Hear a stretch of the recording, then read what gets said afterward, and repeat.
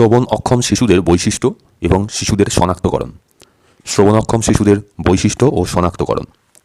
শ্রবণ অক্ষম শিশুদের কিছু চারিত্রিক বৈশিষ্ট্য লক্ষ্য করা যায়, যেমন ১. যে সমস্ত পরিস্থিতিতে মৌখিক যোগাযোগের প্রয়োজন হয় সেখানে তারা খুব অসহায় বোধ করে।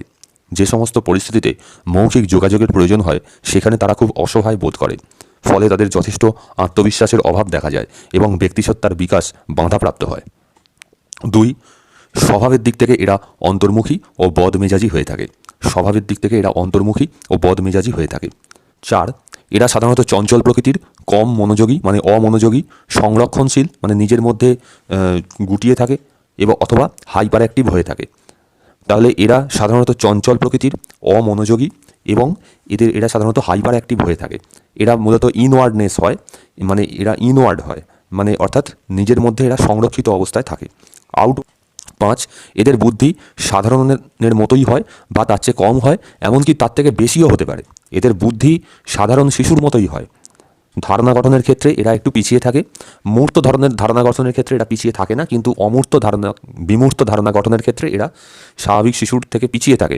শ্রবণক্ষম শিশুদের এরা কিন্তু স্বাভাবিক শিশুদের মতোই অত্যন্ত বুদ্ধিমান।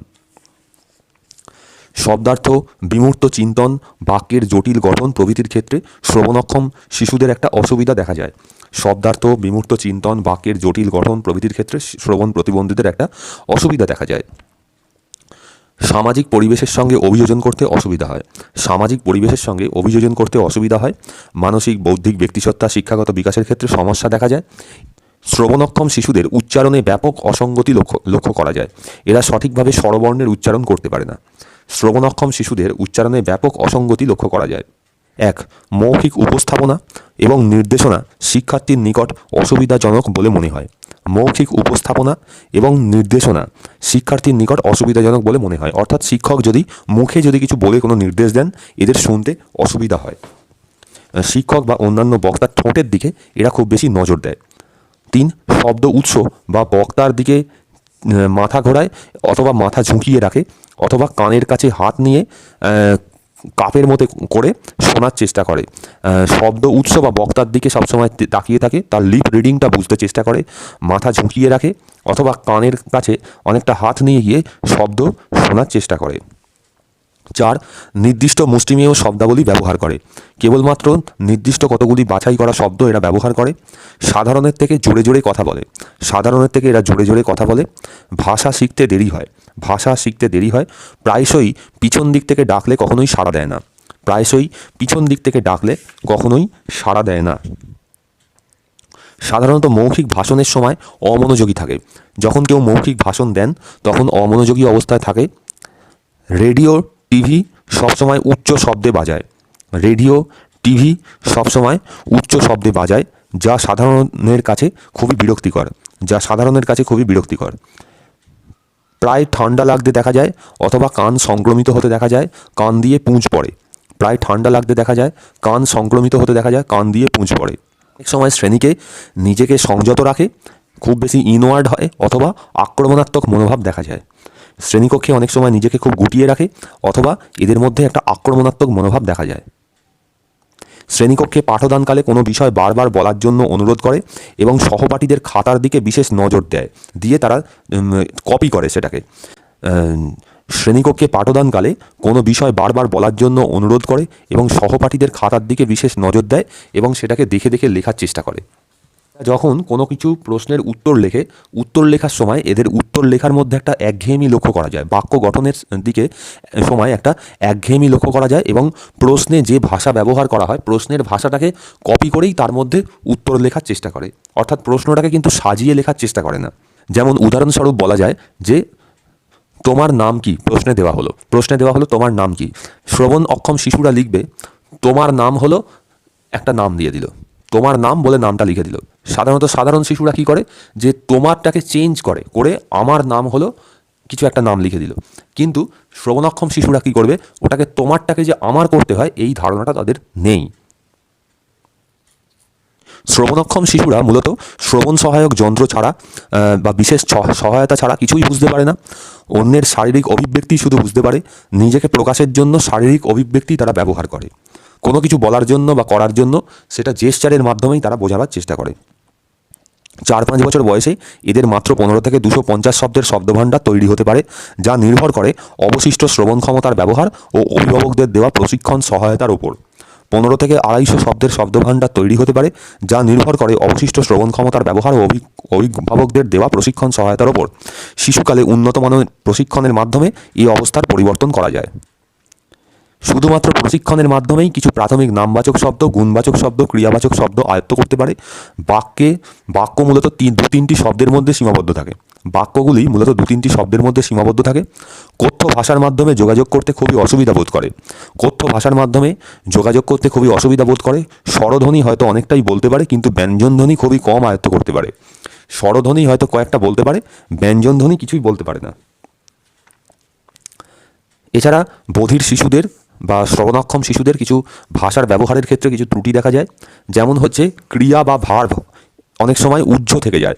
এদের শব্দ গঠনের সময় ক্রিয়া বা ভার্ব অনেক সময় উহ্য থেকে যায়। তারা কথা বা লেখা উভয় ক্ষেত্রেই তারা টেলিগ্রাফিক বাক্য ব্যবহার করে, মূলত টেলিগ্রাফিক বাক্য ব্যবহার করে। ক্রিয়া অনেক সময় উহ্য থেকে যায়, ভার্ব অনেক সময় উহ্য থেকে যায়। অর্থাৎ এরকম বাক্য গঠন করে যে হচ্ছে, ধরা যাক আমি বাড়ি যাব, এটা যদি একটা শ্রবণক্ষম শিশু যদি বলে, তাহলে সে বলে যে আমি বাড়ি। অর্থাৎ শুধুমাত্র কতগুলো শব্দই সেখানে থাকবে। এছাড়া হচ্ছে তারা বাকে উপরে, নিচে, ভিতরে, শব্দের টি, তে ইত্যাদি তারা ব্যবহার করতে পারে না। উপরে, নিচে, ভিতরে অর্থাৎ প্রিপোজিশন বা আর্টিকেল, এইগুলো ব্যবহার করতে পারে না। স্থানবাচক শব্দ, গুণবাচক শব্দ সেরকমভাবে ব্যবহার করতে পারে না। শব্দের বচন ও কাল নির্ণায়ক সংযোজন, শব্দের বচন এবং কাল নির্ণায়ক যে সংযোজন, যেমন হচ্ছে জেন্ডার, টেন্স, সিঙ্গুলার, প্লুরাল, এগুলি তারা ব্যবহার করতে পারে না। যেমন রা, গুলি, দের, এগুলো ব্যবহার করতে পারে না। এছাড়া ছিল, ছে, বে, বো এগুলো ব্যবহার করতে পারে না। ছিল, ছে, বে, বো এগুলো ব্যবহার করতে পারে না।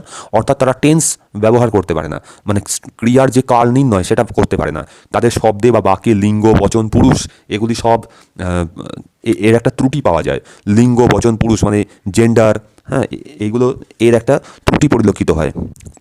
এছাড়া শব্দের শেষে যুক্ত কারক বিভক্তির ব্যবহারে তো ত্রুটি দেখা যায়, কারণ হচ্ছে এই কারক বিভক্তির ব্যবহার তারা একদমই জানে না। এছাড়া তাদের বাক্যরীতিতে একঘেয়েমিতা লক্ষ্য করা যায়। তাদের বাক্য গঠনে একঘেয়েমিতা লক্ষ্য করা যায়। বাক্যরীতির ভাণ্ডার মোটামুটি সীমিত। আর হচ্ছে বধির শিশুর ভাণ্ডারে ক্রিয়ার সংখ্যা সাধারণের তুলনায় অনেক কম থাকে। খুব কম ক্রিয়াবাচক শব্দ তারা জানে, নামবাচক শব্দও তারা খুব কমই জানে। তো শ্রবণক্ষম শিশুরা ওষ্ঠপাঠের মাধ্যমেই বেশিরভাগ সময়ই শব্দের শেষে বিভক্তির উচ্চারণ বুঝতে পারে না। যেহেতু তারা লিপ রিডিং করে, সেই জন্য এই যে শব্দগুলোর জন্য একটা বাক্য বহুমাত্রিক হয়ে উঠতে পারে বা তাদের মধ্যে একঘেয়েমিতা থাকে না। যেহেতু তারা লিপ রিডিং করে, সেই জন্য কিছু কিছু শব্দই তারা বুঝতে পারে, সব শব্দ তো বুঝতে পারে না। যেহেতু তারা বুঝতে পারে না, সেহেতু তারা সেটা ব্যবহারও করতে পারে না। ফলে তাদের বেশিরভাগ ক্ষেত্রেই একটা টেলিগ্রাফিক বাক্যের মতো করে তারা লিখতে শুরু করে। শ্রবণক্ষম শিশুদের শিক্ষামূলক ব্যবস্থা। শ্রবণক্ষম শিশুদের শিক্ষাদানের কিছু প্রাথমিক কর্মসূচি। 1. শ্রবণ সহায়ক উপকরণের ব্যবহার শেখাতে হবে। শ্রবণ সহায়ক উপকরণ বা যন্ত্রের ব্যবহার শেখাতে হবে। 2 হচ্ছে শ্রবণ সংক্রান্ত প্রশিক্ষণ দিতে হবে বা অডিটরি ট্রেনিংয়ের ব্যবস্থা করতে হবে। 3 হচ্ছে ওষ্ঠপঠন বা লিপ রিডিং শেখাতে হবে। 4 হচ্ছে স্পিচ কারেকশন শেখাতে হবে। 2. শ্রবণক্ষম শিশুদের সঙ্গে যোগাযোগের মাধ্যমের উন্নতি সাধন।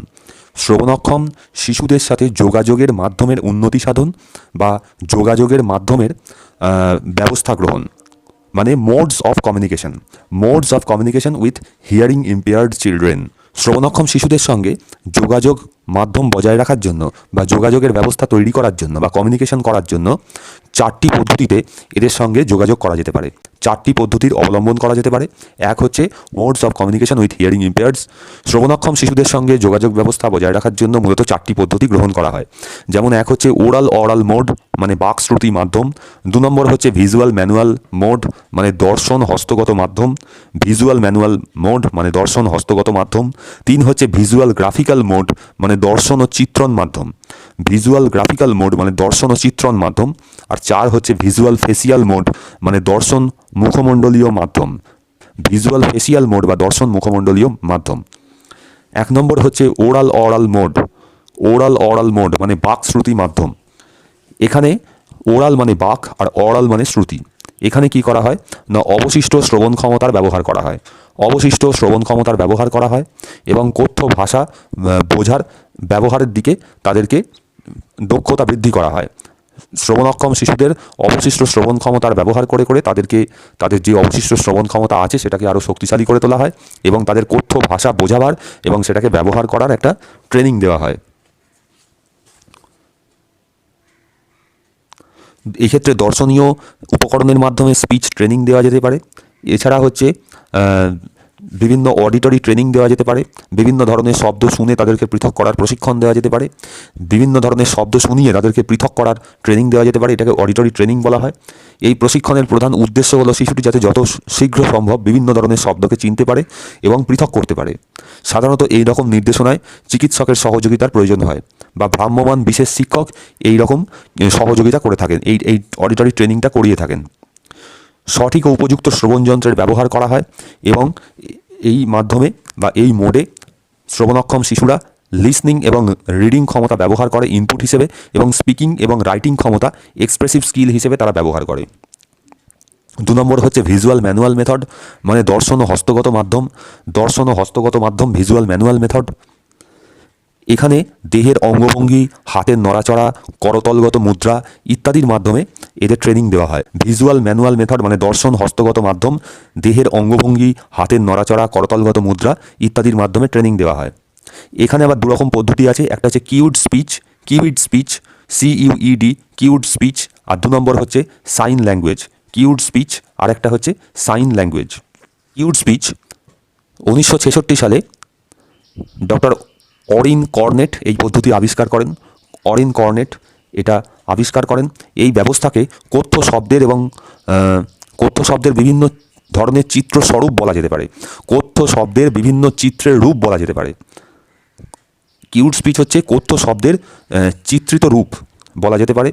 এই ব্যবস্থাটি মূলত ইংরেজি ভাষাভিত্তিক একটি শিক্ষা ব্যবস্থা, অল্টারনেটিভ শিক্ষার একটা মাধ্যম, এবং হচ্ছে এই ইংরাজি ভাষার ক্ষেত্রে এই ব্যবস্থায় 8টি হাতের আকার এবং 4টি মুখের স্থান দিয়ে সমস্ত বাক্য বা শব্দের অর্থ বোঝানো হয়।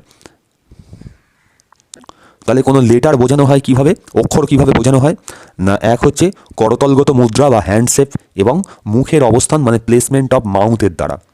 এক হচ্ছে হ্যান্ডশেপ মানে করতলগত মুদ্রা, আর 2 হচ্ছে মুখের স্থান মানে প্লেসমেন্ট অফ মাউথের দ্বারা। ইংরাজিতে 8টা হ্যান্ডশেপ মানে 8 ধরনের করতলগত মুদ্রা বা 8 ধরনের হ্যান্ডশেপ রয়েছে এবং প্লেসমেন্ট অফ মাউথ 4 ধরনের রয়েছে।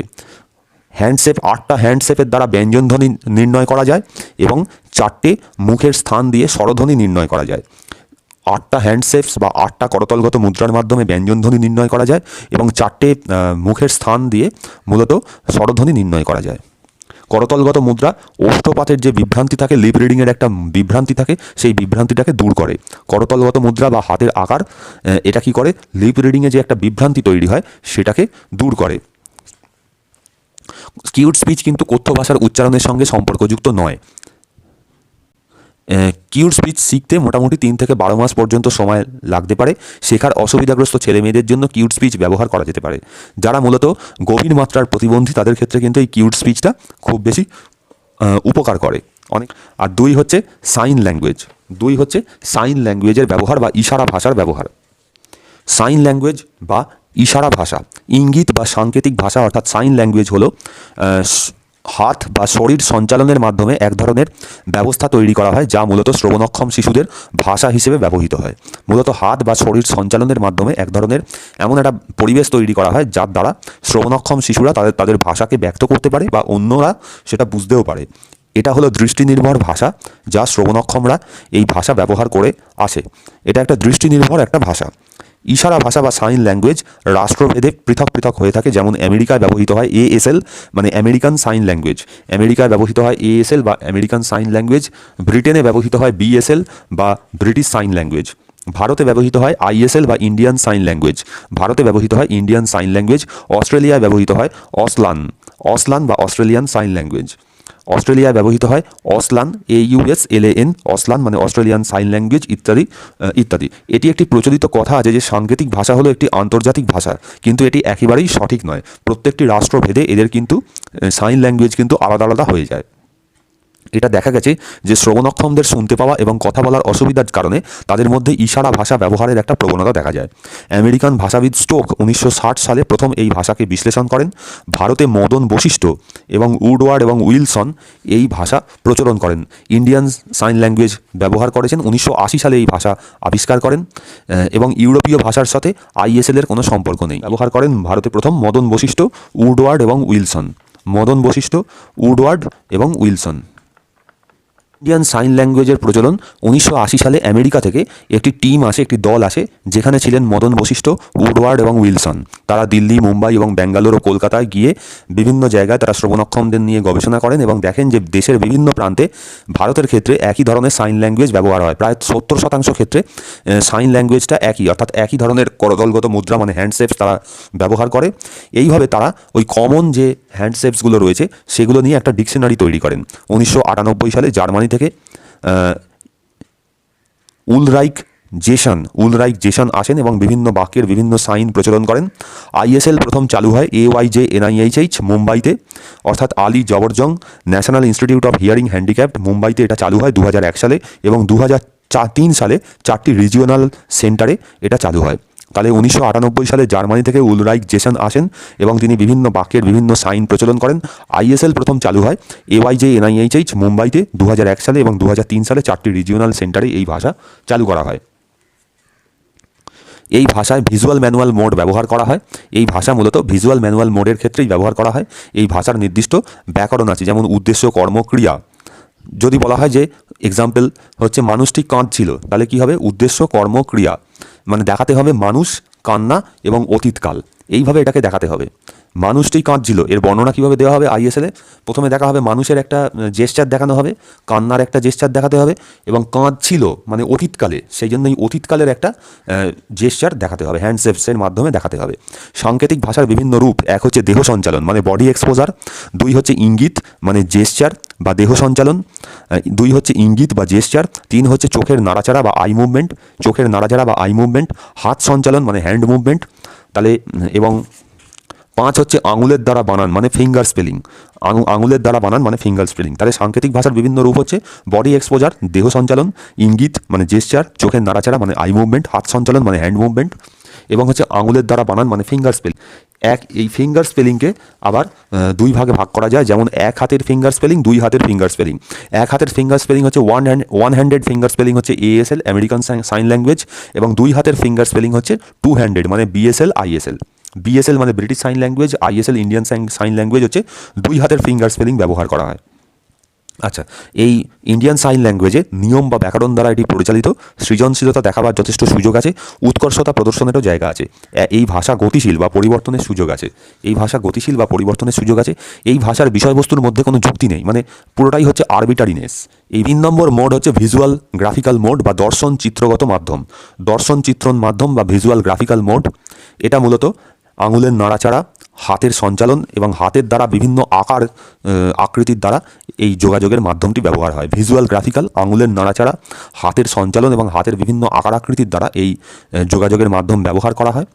আচ্ছা, এর উদাহরণ হলো, এক হচ্ছে ফিঙ্গার স্পেলিং বা ম্যানুয়াল অ্যালফাবেট, আর 2 নম্বর হচ্ছে ইন্ডিয়ান ম্যানুয়াল অ্যালফাবেট। একটা হচ্ছে ফিঙ্গার স্পেলিং বা ম্যানুয়াল অ্যালফাবেট, এক্ষেত্রে ধ্বনি বা বর্ণগুলোকে হাতের আঙুলের সাহায্যে বিভিন্ন আকার বা মুদ্রা দ্বারা চিহ্নিত করা হয়। মূলত হাতের বিভিন্ন আকার বা মুদ্রা দ্বারা চালু করা হয়, যেমন এক্ষেত্রে ব্রিটিশ সাইন ল্যাঙ্গুয়েজ বা BSL ব্যবহার করা হয়, অথবা অনেক ক্ষেত্রে ইন্ডিয়ান ম্যানুয়াল অ্যালফাবেট ব্যবহার করা হয়, IMA বা ইন্ডিয়ান ম্যানুয়াল অ্যালফাবেট ব্যবহার করা হয়। স্বরধ্বনি, বর্ণ বা ব্যঞ্জনধ্বনি মিলিয়ে প্রায় 50টি ধ্বনি আছে। এটা মূলত ইন্দো আরিয়ান বা দ্রাবিড়িয়ান ভাষার ক্ষেত্রে এগুলো ব্যবহার করা হয়। বিভিন্ন হ্যান্ডশেপস রয়েছে IMA-তে। হচ্ছে ভিজুয়াল ফেসিয়াল মোড, মানে এটা হচ্ছে স্পিচ রিডিং বা lip reading. Visual facial mode বা এটা হচ্ছে স্পিচ রিডিং বা লিপ রিডিং। অপরের বক্তব্য অনুধাবন করার জন্য শ্রবণ প্রতিবন্ধীকে ওই ব্যক্তির ঠোঁট বা মুখের যে অবয়ব তার ভঙ্গির ওপর নির্ভর করতে হয়। এই কারণে প্রাচীনকাল থেকে শ্রবণ প্রতিবন্ধীদের শিক্ষা লাভের জন্য স্পিচ রিডিং বা লিপ রিডিং একটি গুরুত্বপূর্ণ বিষয়। ওষ্ঠপাঠ বা লিপ রিডিংয়ের ক্ষমতা একটি শব্দ বা বাক্য উচ্চারণের সময় বক্তার মুখ অবয়বের যে নড়াচড়া তা দেখার ওপর নির্ভরশীল। এইভাবে যে শ্রবণ প্রতিবন্ধী ওষ্ঠপাঠনের যে ক্ষমতা লাভ করে যে কোনো একটি বিষয়ে বা যে গতিতে মনে মনে পড়তে পারে সেই গতিতেই সেই ভঙ্গিমা প্রকাশও করতে পারে। নম্বর হচ্ছে হিয়ারিং ইম্পেয়ার্ড ব্যক্তিদের জন্য বিশেষ শিক্ষণ কৌশল বা বিশেষ শিক্ষণ পদ্ধতি। হিয়ারিং ইম্পেয়ার্ড শিক্ষার্থীদের জন্য বিশেষ শিক্ষণ কৌশল বা teaching approaches for hearing impairment. Teaching approaches for hearing impairment, সেখানে মূলত 3 ধরনের পদ্ধতি ব্যবহার করা হয়। একটা হচ্ছে ওরালিজম, এটাকে বলা হয় ফিলোসফি অফ কমিউনিকেশন। এক হচ্ছে ওরালিজম, 2 হচ্ছে বাইলিঙ্গুয়ালিজম, 3 হচ্ছে টোটাল কমিউনিকেশন বা সামগ্রিক যোগাযোগ মাধ্যম বা সামগ্রিক যোগাযোগ ব্যবস্থা। তাহলে টিচিং অ্যাপ্রোচেস হচ্ছে 3 ধরনের রয়েছে। ওরালিজম, 2 হচ্ছে বাইলিঙ্গুয়ালিজম মানে দ্বিভাষিকতা বা দ্বিভাষা, শিক্ষাগত দ্বিভাষা, আর 3 হচ্ছে সামগ্রিক যোগাযোগ ব্যবস্থা বা টোটাল কমিউনিকেশন। টিচিং অ্যাপ্রোচ বলতে মূলত হচ্ছে যোগাযোগের মাধ্যম এবং তার সঙ্গে একটি ভাষার ব্যবহারকে বোঝায়। টিচিং অ্যাপ্রোচেস মানে হচ্ছে মোড এবং হচ্ছে ল্যাঙ্গুয়েজ, একটা ল্যাঙ্গুয়েজের ব্যবহার, এইটা নিয়ে টিচিং অ্যাপ্রোচেস তৈরি হয়। তাহলে প্রথমে হচ্ছে ওরালিজম। ওরালিজমকে বলা হয় philosophy of communication. Philosophy of communication, philosophy of কমিউনিকেশনটা কি, যে ভাষার ব্যবহারের ফিলোসফিটাই হচ্ছে যে অরাল মোড। অরাল মোডে এই টিচিং অ্যাপ্রোচেসটা ব্যবহার হয়, এই ওরালিজম ব্যবহৃত হয়। অর্থাৎ রেসিডিউয়াল বা অবশিষ্ট শ্রবণ ক্ষমতার বৃদ্ধি ও ব্যবহার করে শিখন প্রতিবন্ধী যারা, তারা তাদের রেসিডিউয়াল বা অবশিষ্ট শ্রবণ ক্ষমতার উন্নতি সাধন করতে পারে। অবশিষ্ট শ্রবণ ক্ষমতার বৃদ্ধি ও ব্যবহার করা, মূলত মাতৃভাষায় এটা পড়ানো হয়। আচ্ছা, ওরালিজম ব্যবহার করা হয় মূলত স্বল্প মাত্রার প্রতিবন্ধীদের ক্ষেত্রে, মৃদু মাত্রার প্রতিবন্ধীদের ক্ষেত্রে মূলত ওরালিজম ব্যবহার করা হয়। 2 হচ্ছে বাইলিঙ্গুয়ালিজম। বাইলিঙ্গুয়ালিজম মানে হচ্ছে দ্বিভাষা বা এডুকেশনাল বাইলিঙ্গুয়ালিজম মানে শিক্ষাগত দ্বিভাষা।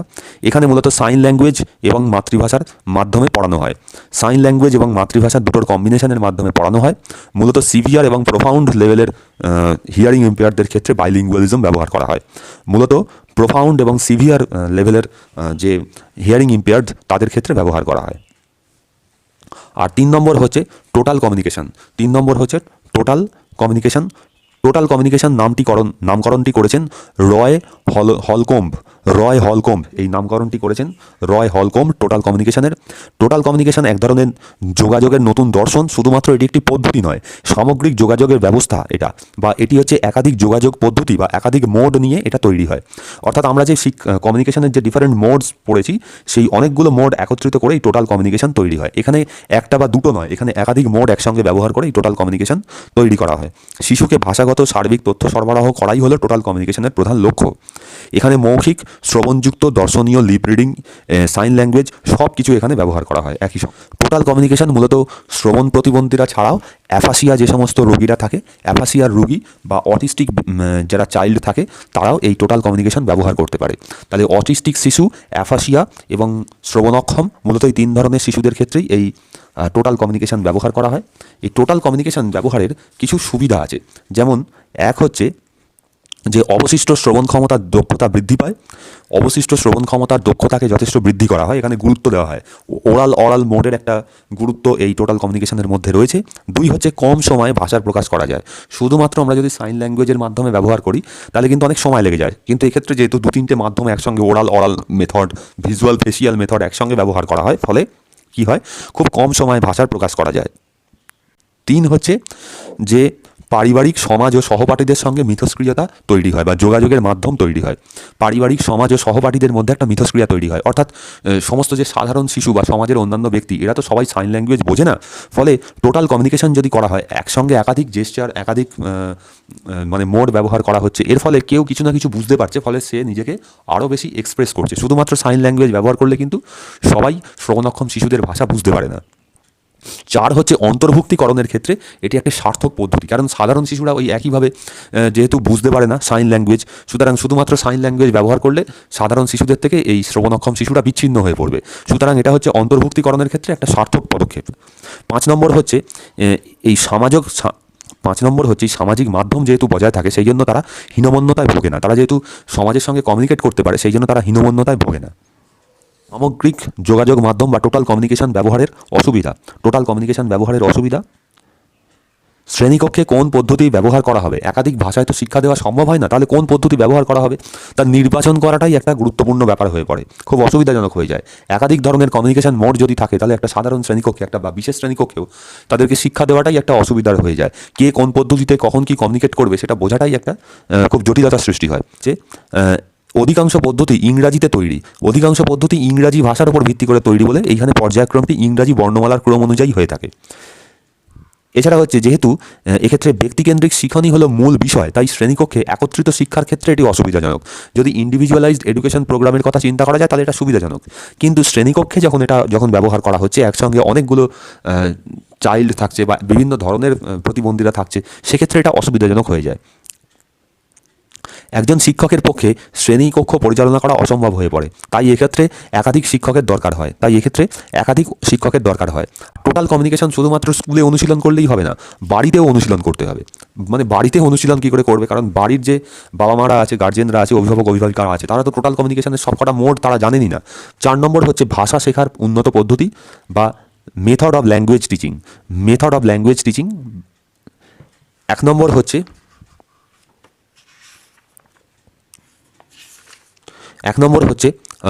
স্ট্রাকচারাল মেথড বা কাঠামোগত পদ্ধতি। কাঠামোগত পদ্ধতি মানে ব্যাকরণ ভিত্তিক শিখন। 2 হচ্ছে কনভারসেশন মেথড মানে হচ্ছে কথোপকথন পদ্ধতি। 3 হচ্ছে কনস্ট্রাকটিভ মেথড মানে হচ্ছে গঠনমূলক পদ্ধতি। 4 হচ্ছে প্লেওয়ে মেথড মানে খেলাভিত্তিক পদ্ধতি বা খেলার ছলে শিক্ষা, প্লেওয়ে মেথড। 5 নম্বর হচ্ছে ডেমনস্ট্রেশন পদ্ধতি মানে হচ্ছে করে দেখানো পদ্ধতি। 6 হচ্ছে ডিসকাশন মেথড মানে হচ্ছে আলোচনা পদ্ধতি। 7 হচ্ছে লেকচার মেথড বা বক্তৃতা পদ্ধতি। আর 8 হচ্ছে প্রজেক্ট মেথড বা প্রকল্প পদ্ধতি। তাহলে হিয়ারিং ইম্পেয়ারদের জন্য ল্যাঙ্গুয়েজ বা ভাষা শিক্ষার যে পদ্ধতিগুলো হলো সেগুলো হচ্ছে 1 হচ্ছে প্লেওয়ে মেথড বা খেলাভিত্তিক পদ্ধতি, 2 হচ্ছে কনভারসেশন মেথড বা কথোপকথন পদ্ধতি, 3 হচ্ছে কনস্ট্রাকটিভ মেথড বা গঠনমূলক পদ্ধতি, 4 হচ্ছে স্ট্রাকচারাল মেথড বা কাঠামোগত পদ্ধতি, 5 হচ্ছে ডেমনস্ট্রেশন মেথড বা করে দেখানো পদ্ধতি, 6 হচ্ছে ডিসকাশন মেথড বা আলোচনা পদ্ধতি, 7 হচ্ছে লেকচার মেথড বা বক্তৃতা পদ্ধতি, আর 8 হচ্ছে প্রজেক্ট মেথড বা প্রকল্প পদ্ধতি। শিক্ষকের ভূমিকা। 1, সমস্ত শিক্ষকদেরই শ্রবণ প্রতিবন্ধী শিশুদের শিক্ষাদানের একটা সাধারণ পদ্ধতি জানতে হবে।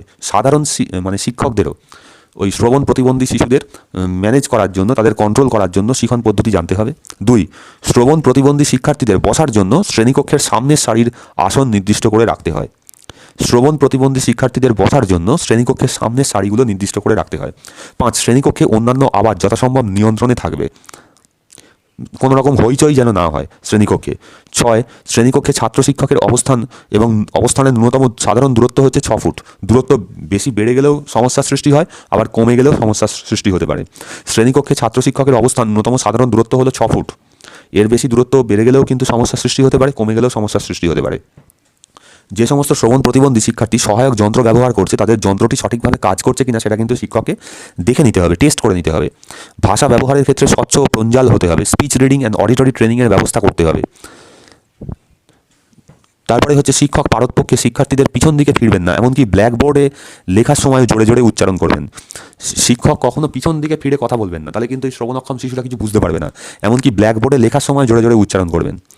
নতুন শব্দ বা কঠিন শব্দ ব্যবহার করার সময় মুখে বলার পাশাপাশি অবশ্যই বোর্ডে লিখতে হবে, দরকার হলে টিএলএম ব্যবহার করতে হবে। নতুন শব্দ লেখার ক্ষেত্রে বা বলার ক্ষেত্রে অবশ্যই টিএলএম ব্যবহার করতে হবে, এমনকি লিখে দিতে হবে, জোরে উচ্চারণ করতে হবে। শিক্ষকের কোনো কথা যদি সে বুঝতে না পারে তাহলে কিন্তু পুনরায় বলতে হবে এবং ধৈর্য ধরতে হবে, বিরক্তি প্রকাশ করা চলবে না। ওভারহেড প্রজেক্টরের ব্যবস্থা করতে হবে, OHP ওভারহেড প্রজেক্টরের ব্যবস্থা করতে হবে। এই যন্ত্র না থাকলে সাধারণ ম্যাপ, চার্ট, ব্ল্যাকবোর্ড বড় বড় করে লিখে পাঠদান করতে হবে। শিক্ষকের পাঠ পরিকল্পনার ক্ষেত্রে শ্রবণ প্রতিবন্ধীদের কথা মনে রাখতে হবে। শিক্ষার্থীদের আগ্রহ ও ক্ষমতা অনুযায়ী চাহিদাভিত্তিক সহপাঠক্রমিক কার্যাবলীতে তাদের অংশগ্রহণ করতে দিতে হবে। 6 হচ্ছে সমন্বয়ন বা ইন্টিগ্রেশন।